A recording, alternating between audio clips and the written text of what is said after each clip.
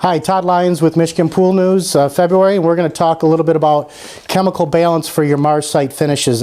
As spring is about to approach, a lot of people are getting their outdoor pools redone, and here's some critical steps in determining the life of that MARSite. We are now part of the National Plasters Council, and we were down there in Washington, D.C., and they had a 3-day meeting, and it talks about best practices around the country.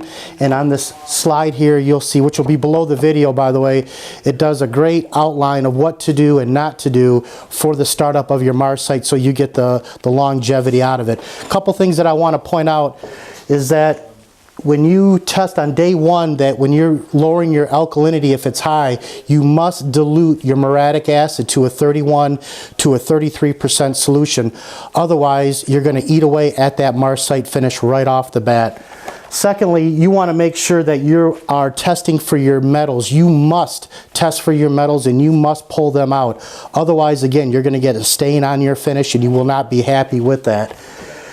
As we go into day two, testing for calcium hardness, again, obviously with pH, alkalinity, your calcium hardness must be tested and it must be within range. It must be a minimum of 150 parts per million. Again, if you don't have enough calcium in the pool, the water tries to pull that out and it will pull that out of your MARSite. Again, weakening that finish.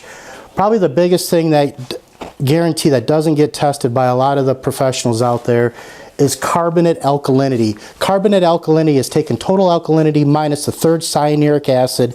That gives you your carbonate alkalinity. You must have that in range. Otherwise, again, you will weaken that MARSite finish and you won't get the longevity out of it.